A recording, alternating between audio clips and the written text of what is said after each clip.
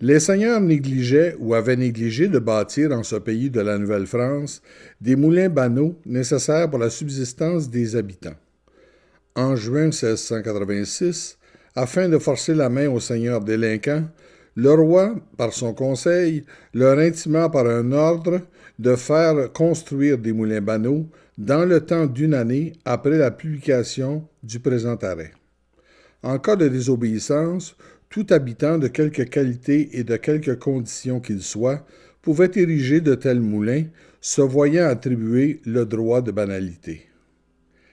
C'est ainsi qu'à la requête des habitants de la seigneurie de Terrebonne, l'intendant Rodeau a convoqué le seigneur Louis Lecomte Dupré en son hôtel de Montréal pour mettre un terme à leurs différends relatifs au moulin à farine qui n'a pas encore été construit, malgré l'arrêt du Conseil supérieur adopté en décembre 1706 et publié à cet effet en janvier et février 1707. Les habitants faisaient moudre leurs grains au vieux moulin avant de Lachenay, plus en aval de la rivière des Mille-Îles. Ils transportaient grains et farine par la rivière sur pas moins de 6 lieues.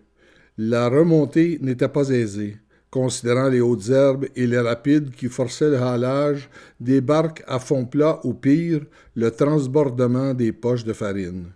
Le transport à dos d'homme par la rivière était ardu. Anne et Catherine Grenier discutent des chances des habitants d'obtenir gain de cause auprès de l'intendant.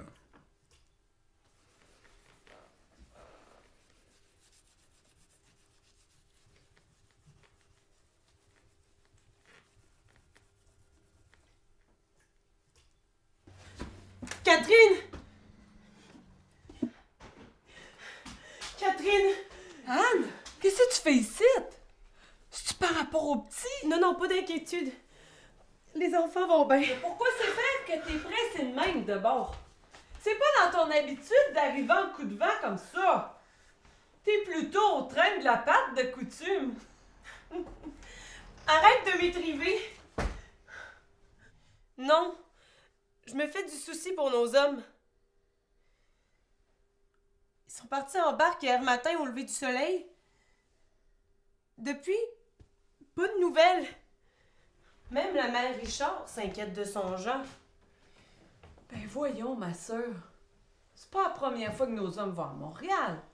Faut le temps qu'il faut. Puis les rivières sont pas toujours faciles.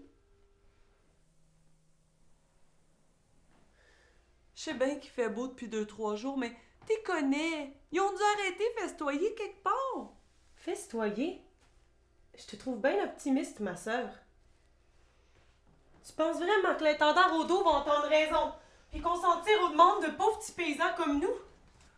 Contre le seigneur Dupré? Il faut pas oublier qu'il est vieux puis qu'il a bien de l'influence.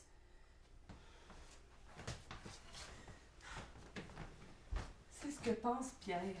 Avant de partir... Ces grands négociants ont toujours préséance. Ils obtiennent des délais, des dispenses, des faveurs par leur seule présence. Puis leur denier. Seigneur Dupré construira jamais de moulin banal pour une poignée de familles encore mal établies comme nous autres. C'est moi qui te le dis. Bon, je peux-tu placer un mot, là? L'ordonnance du Conseil supérieur a été bien claire. Si le Seigneur, il peut pas construire un moulin comme il y en a le devoir, les habitants, ils peuvent obtenir l'autorisation d'en construire un eux-mêmes. Ça coûte cher, un moulin. Puis c'est pas qu'une quinzaine de minots de blé reçus en droit de banalité qui va se rembourser, le Seigneur Dupré. On dit même qu'il est pas mal endetté. La guerre avec les Iroquois a bien eu à traiter de la fourrure. Je te dis, Anne, on va le construire, ce moulin-là, avec les habitants de la côte. Puis on gardera les revenus. C'est ce que Pierre dit. Hey, même bonhomme de Lachenay qui vient d'acheter une des terres à Colin qui est prêt à faire sa part. On verra bien. Je te le dis, moi, pas de souci, Anne. On va le construire à force de bras. On y arrivera.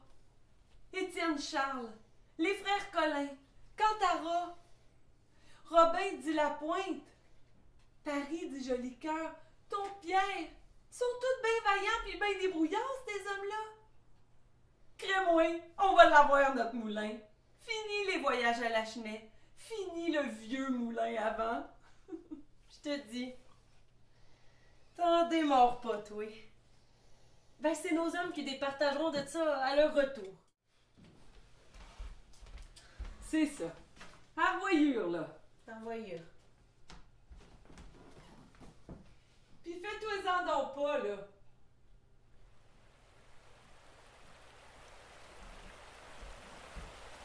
Attention, Roland! C'est bon!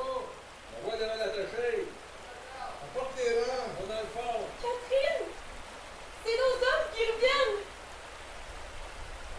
En juillet 1707, le seigneur du Pré a cédé son droit de banalité aux habitants qui ont obtenu de l'intendant Rodeau la permission de construire un moulin banal et d'en percevoir les droits à vie.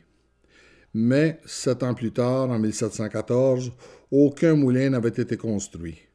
Les habitants de Terrebonne se rendaient toujours au vieux moulin à vent de la Chenet, qui avait été partiellement remis à neuf en 1710.